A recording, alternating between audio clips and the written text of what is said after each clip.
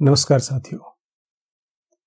आज हम जिस किताब की बात करने जा रहे हैं वह किताब वर्तमान की एक बड़ी ही प्रसिद्ध किताब है, ह्यूमन काइंड अ होपफुल हिस्ट्री।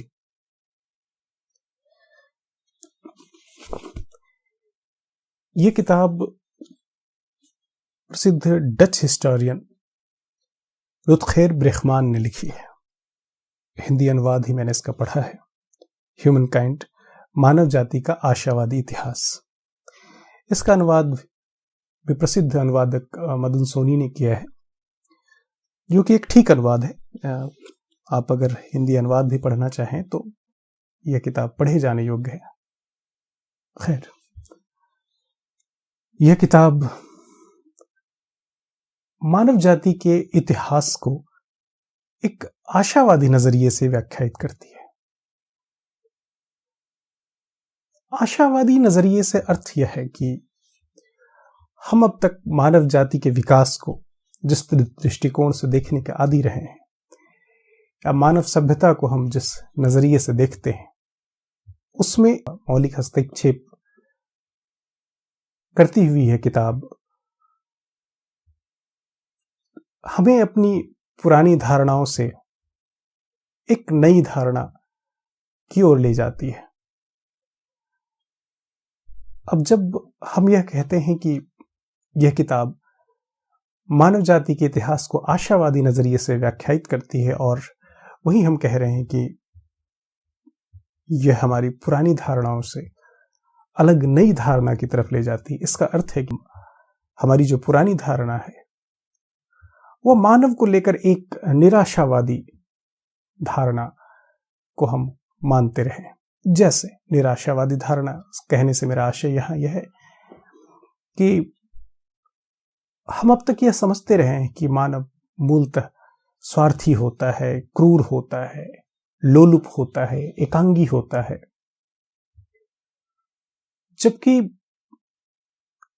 ब्रेखमान अपनी इस किताब में इन सारी धारणाओं को खारिज करते हैं। वो तथ्यवार रूप से कई सारी केस स्टडीज के माध्यम से, कई सारी घटनाओं की तहों में जाकर यह साबित करते हैं कि हम जिन्हें आज तक यह मानते रहे हैं कि मनुष्य एक स्वार्थी प्राणी है, तो ब्रेखमान कहते हैं कि यह बिल्कुल कोरी बकवास बात है।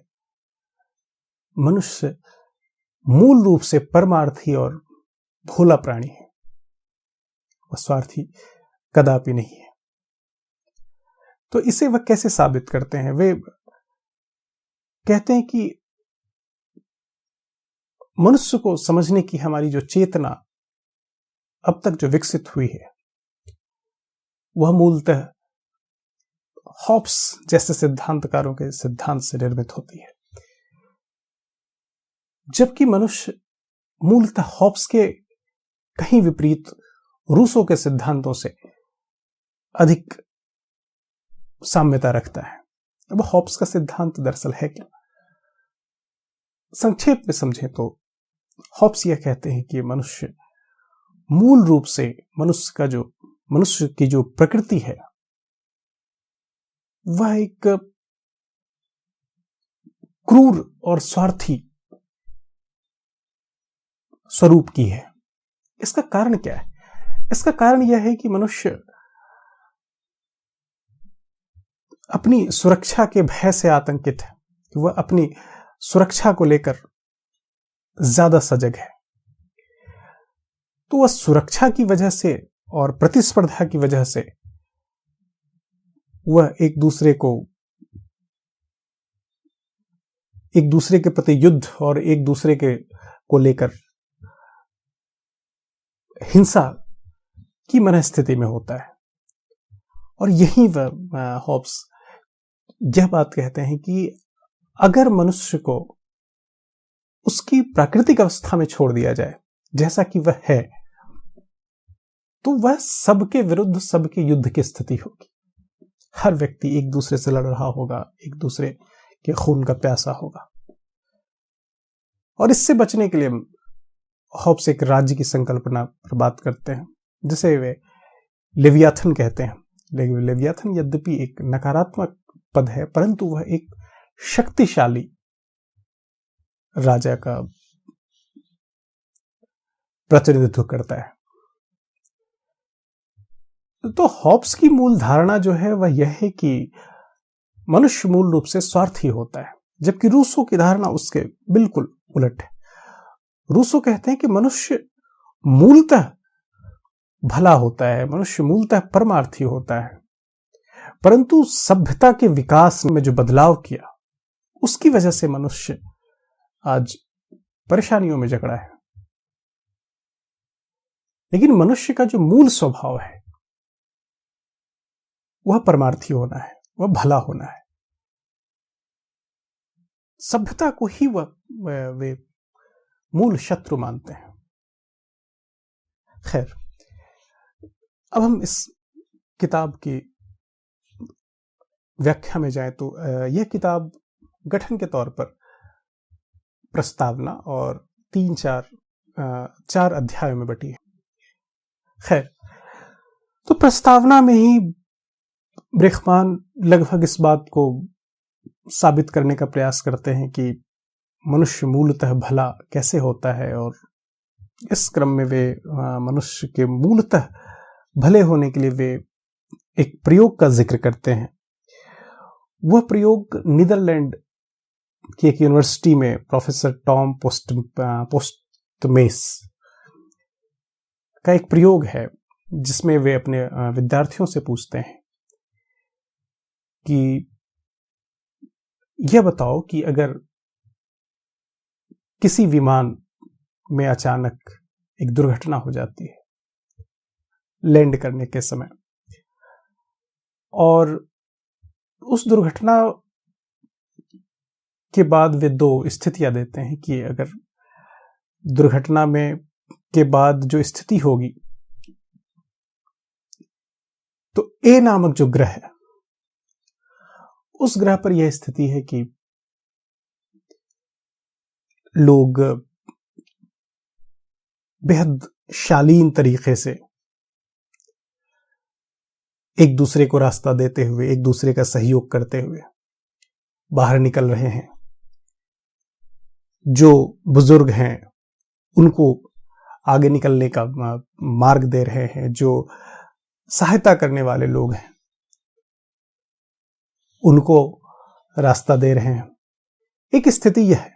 और एक जो दूसरा ग्रह है, बी नामक ग्रह, उसमें स्थिति यह है कि लोगों में आपाधापी मच गई है, भगदड़ मच गई है, और एक दूसरे को धक्का देते हुए, एक दूसरे को रौंदते हुए लोग चले जा रहे हैं।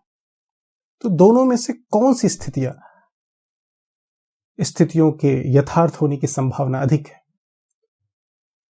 और फिर प्रोफेसर पोस्टमेस ये कहते हैं कि आप में से अधिकतर लोग यह कहेंगे कि हम लोग ये जो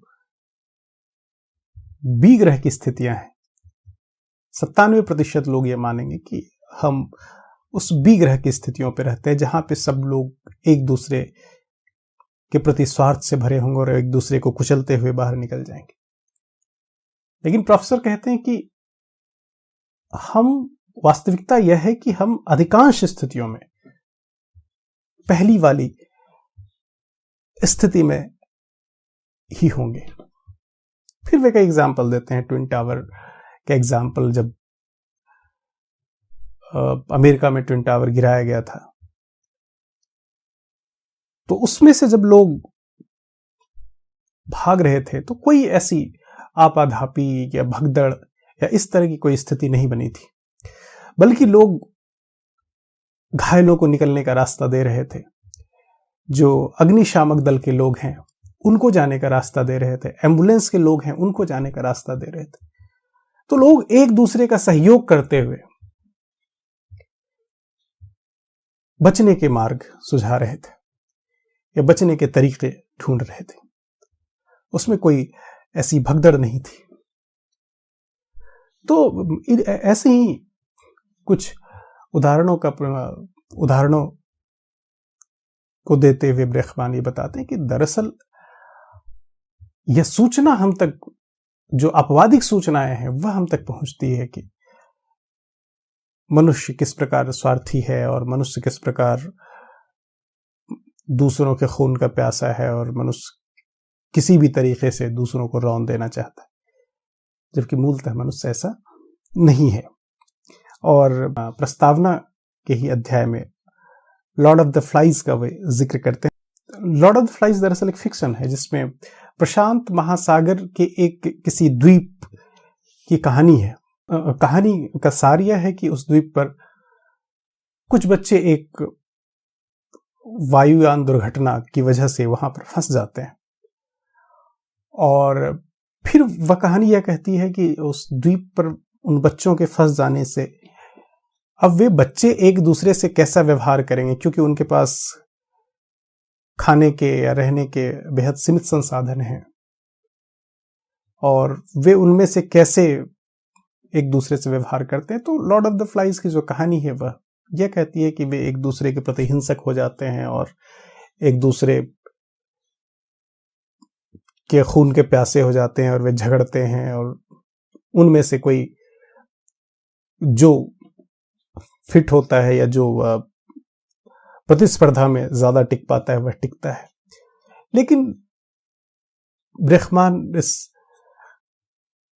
इस कहानी को अलग तरीके से देखते हैं, और वे ऐसी ही एक घटना की खोज करते हुए वे उस घटना की वास्तविकता तक पहुंचते हैं, और वे पाते हैं कि वास्तव में जो हुआ था वह इसका बिल्कुल उलट था।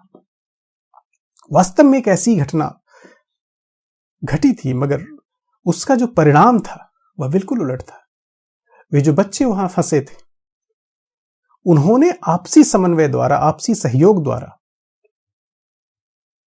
खाने से लेकर रहने और मनोरंजन और खेलने के ज्यादा बेहतर तरीके ढूंढे। ज्यादा बेहतर सहयोग से उन्होंने इस द्वीप को विकसित किया और वह रहने के बेहतर तरीके उन्होंने ऐजाद किए।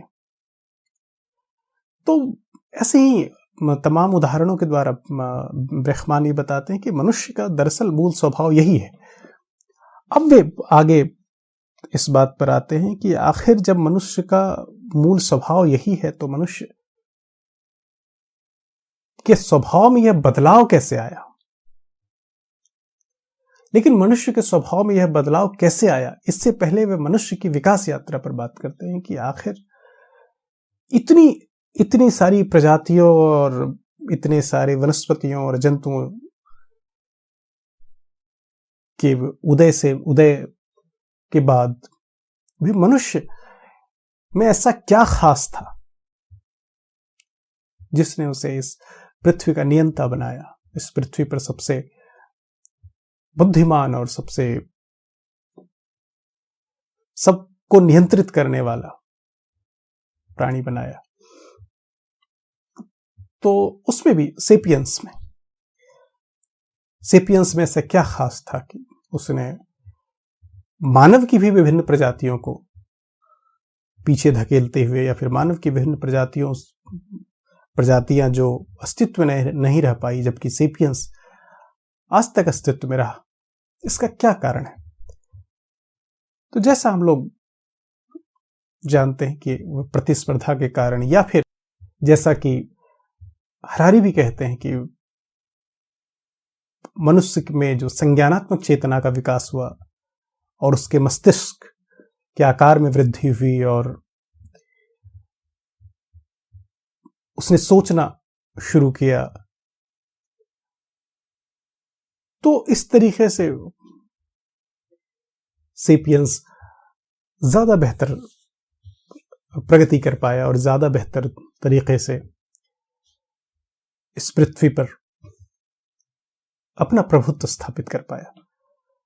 लेकिन ब्रह्मान यहां पर प्रश्न करते हैं कि अगर मस्तिष्क का बड़ा होना या फिर समझने की क्षमता या फिर जैविक गुणों की क्षमता की बात करें, तो वे कहते हैं कि मनुष्य की जो जैविक क्षमता है वह लगभग मनुष्य का जो जैविक स्वरूप है वह लगभग 60% केलों से मिलता है, केले जिसे हम खाते हैं। लगभग 80% गायों से मिलता है और लगभग 99% चिंपैंजियों से मिलता है। तो आखिर वह 1% की जो अलग क्षमता है,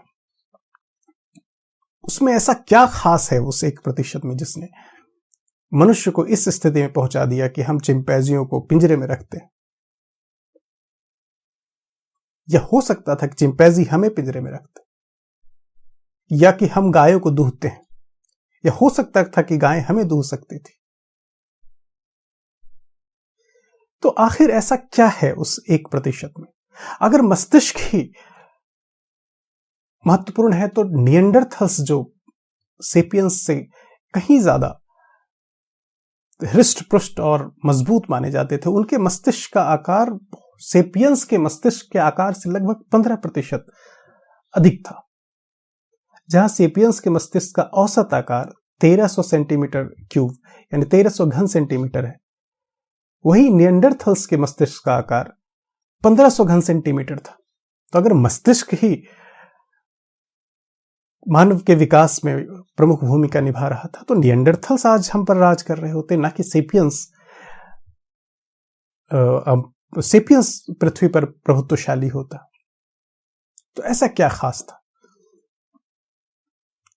निश्चित ही ताकत और हिंसक होना तो बिल्कुल नहीं था, क्योंकि अगर हिंसक होना ही बात करें तो मनुष्य के पास तो इतनी शक्ति भी नहीं थी कि वह हिंसक हो सके।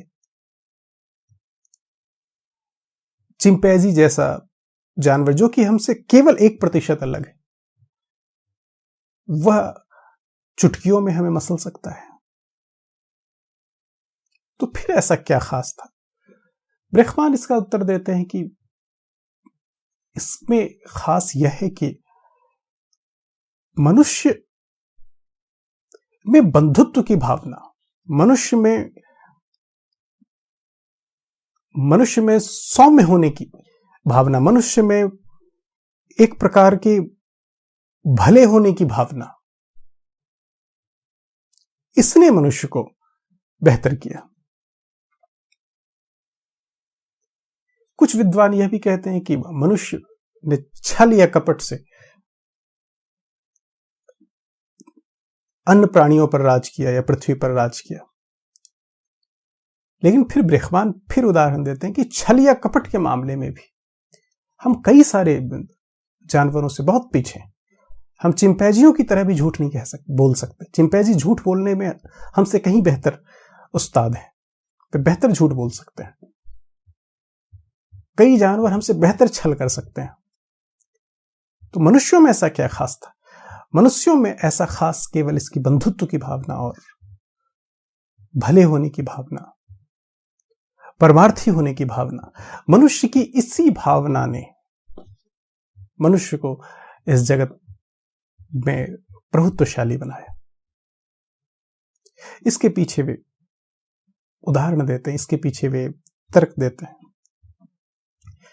इसके पीछे के तर्क उनके ये है कि वे एक दामित्री बेल्येव के एक प्रयोग का जिक्र करते हैं। दामित्री बेल्येव ने खूंखार मानी जाने वाली एक लोमड़ी की प्रजाति सिल्वर फॉक्स पर एक प्रयोग किया था। लोमड़ी की यह जो प्रजाति थी वह बेहद खूंखार मानी जाती थी और इसके बारे में यह धारणा थी कि इस प्रजाति की लोमड़ी को पालतू बनाना लगभग असंभव है और इसके साथ मानव व्यवहार के साथ तालमेल बैठाना बहुत मुश्किल है। फिर भी दामित्री ने इस प्रयोग के अंतर्गत यह किया कि लोमड़ी के साथ बेहतर भावनात्मक तरीके से पेश आना शुरू किया और उस लोमड़ी की इमोशनल ट्रेनिंग शुरू की और धीरे धीरे धीरे लोमड़ी में के व्यवहार के स्तर पर यह बदलाव आया कि वह कहीं अधिक सौम्य, कहीं अधिक भली और कहीं अधिक बंधुत्व की भावना से भर गई थी। और यह भावना केवल लोमड़ी के व्यवहार के स्तर पर नहीं दिख रहा था, बल्कि उसके शारीरिक स्तर पर भी कई सारे परिवर्तन आए। जैसे लोमड़ी का जो चेहरा था वह उत्तरोत्तर सौम्य होता गया, उसके कान नीचे लटक गए, उसकी पूंछें वह मुड़ गई। तो दामित्री ने यह निष्कर्ष निकाला इस प्रयोग से कि अगर भावना के विकास के साथ लोमड़ी में केवल व्यवहारात्मक ही परिवर्तन नहीं आ रहे थे, बल्कि उसके शारीरिक स्तर पर भी परिवर्तन आ रहे थे। और शारीरिक स्तर पर परिवर्तन आने का बड़ा कारण हार्मोन का था कि जैसे जैसे वह भावनात्मक रूप से अधिक सुदृढ़ हुई, तो उसमें ऑक्सीटोसिन और सेरोटोनिन जैसे हार्मोन का स्राव अधिक हुआ और वे अधिक तनाव मुक्त हुई, तनाव रहित हुई। और दामित्री ने इससे यह भी निष्कर्ष निकाला कि यह प्रयोग केवल किसी जानवर या किसी लोमड़ी के लिए नहीं है, बल्कि यह प्रयोग मनुष्यों के लिए भी उतना ही सही है। और यहां से ब्रेखमान ने निष्कर्ष निकाला कि जिस तरीके से सिल्वर फॉक्स से कुत्ते तक की यात्रा इवोल्यूशन के क्रम में माना जाता है कि कुत्ते भी लोमड़ी के उद्विकास का परिणाम है, तो उसी तरीके से मनुष्य भी, जो वर्तमान सेपियंस का स्वरूप है, वह भी निएंडरथल से लेकर सेपियंस तक की जो यात्रा है वह उसके अधिक सौम्य होने, अधिक बंधुत्व की भावना से उत्प्रोत होने, अधिक इमोशंस से भरे होने, अधिक तनाव रहित होने की यात्रा है। और उसमें मनुष्य क्यों सरवाइव कर पाया, मनुष्य क्यों उत्तरजीविता के मामले में अधिक प्रभुत्वशाली हो पाया, उसका मूल कारण यह है कि वह अधिक सौम्य हुआ, वह अधिक भला हुआ, वह अधिक भावुक हुआ। केवल इस वजह से, वरना ताकत के मामले में कई सारी प्रजातियां मनुष्य से ज्यादा ताकतवर हैं। बुद्धि के मामले में या मस्तिष्क के मामले में निएंडरथल्स हमसे कहीं ज्यादा बुद्धिमान प्रजातियां थी। छल कपट के मामले में भी चिंपैंजी समेत कई अनेक प्रजातियां हैं जो हमसे अधिक बेहतर छल या कपट कर सकती हैं। मनुष्य में केवल यह खासियत है कि वह अधिक भला, अधिक सौम्य और अधिक बंधुत्ववादी है। तो ब्रेखमान कहते हैं कि मनुष्य का जो उत्तरजीविता है, दरअसल वह सर्वाइवल ऑफ द फिटेस्ट नहीं, बल्कि सर्वाइवल ऑफ द फ्रेंडलिएस्ट है, जिसमें मित्रता की भावना सर्वाधिक होगी, जिसमें भावुकता सर्वाधिक होगी, जिसमें बंधुत्व की भावना सर्वाधिक होगी, वो सबसे ज्यादा उत्तरजीवी होगा। अब पुनः सवाल यह आती है कि जब मनुष्य इतना भला है और इतना भावुक है और इतना बंधुत्व की भावना लिए है, तो फिर वह हिंसक कैसे हुआ? इसे साबित करने के लिए ब्रेखमान ने स्टैनफोर्ड यूनिवर्सिटी के एक बेसमेंट के एक प्रयोग का हवाला दिया है। इस प्रयोग में एक बेसमेंट में 9 ऐसे युवकों को गिरफ्तार किया जाता है, लाया जाता है, जो बेहद सभ्य और सुशील घराने से थे, और उनको इस स्थिति में रखा जाता है, उनके साथ इस तरीके से टॉर्चर किया जाता है कि वे दिनों दिन उस टॉर्चर की वजह से दिनों दिन वे अधिक चिड़चिड़े, उद्विग्न और क्रूर और हिंसक होते जाते हैं। इससे ब्रेखमान यह साबित करते हैं कि लोग बुरे इसलिए नहीं बन जाते हैं क्योंकि वे बुरे हैं, बल्कि स्थितियां उसे बुरे बनने के लिए मजबूर करती हैं। ये स्थितियां ही उन्हें उस तरीके का व्यवहार करने के लिए, उस तरीके के व्यवहार करने के लिए बाधित करती हैं। और जैसे ही हम ये समझते हैं कि ये स्थितियां हमें इस तरीके का व्यवहार करने के लिए बाधित करती हैं, तो जो सत्ता का केंद्र है, जो विज्ञान का केंद्र है, वह हमें उस स्थिति में ले जाने के लिए लगातार प्रयास करता है। आगे एक और इसमें अवधारणा आती है कि चूंकि मनुष्य अधिक भावुक है, मनुष्य अधिक भावुकता से भरा है, तो जो हार्मोन या जो गुण इसे मित्रवत व्यवहार करने के लिए भावुक करती हैं, जो भावना इसे मित्रवत व्यवहार करने के लिए उकसाती है, वही भावना इसमें विकर्षण की भावना या फिर दूसरों के प्रति, अन्य के प्रति क्रोध की भावना भी भरती है। तो इस वजह से उस गुण की वजह से यह अपने समूह के लिए तो बहुत मित्रवत और भला होता है, परंतु जैसे ही वह समूह अलग होता है, उसमें उतनी ही इंटेंसिटी में, उतनी ही तीव्रता में वह बुरा व्यवहार भी कर सकता है। और इसी खामी का उपयोग करते हुए, इसी खराबी का उपयोग करते हुए सत्ताएं या विज्ञान इसे बुरा बनने के लिए बाधित करता है। जैसे वे उदाहरण देते हैं कि सैनिक इसलिए नहीं लड़ रहे होते हैं, या सैनिक इसलिए किसी की हत्या नहीं कर रहे होते हैं कि उसे सामने वाले की हत्या कर बहुत आनंद आता है, बल्कि वे अपने समूह में, अपने समूह के प्रति अधिक मित्रवत होते हैं, अपने समूह के प्रति अधिक बंधुवत होते हैं, इसलिए वे दूसरे समूह की हत्या करने में उन्हें झिझक नहीं होती। वही हाल आतंकवादियों का भी है। वे इसलिए आतंक नहीं फैला रहे होते हैं क्योंकि उन्हें आतंक फैलाकर या दूसरे की जान लेकर बहुत आनंद आ रहा होता है, बल्कि वे इससे उन्हें अपने समूह में उसमें एक बंधुवत भावना अधिक प्रगाढ़ होती है, मित्रवत भावना अधिक प्रगाढ़ होती है, इसलिए वे ऐसा करते हैं। बहरहाल, अब आखिरी अध्याय इसका यह कहता है कि ये चूंकि स्थितियां अभी निर्मित हो चुकी हैं, और स्थितियां, सत्ता और विज्ञान इस तरीके की स्थितियां निर्मित करता है, चाहे वह हिटलर या स्टालिन जैसे लोग हों,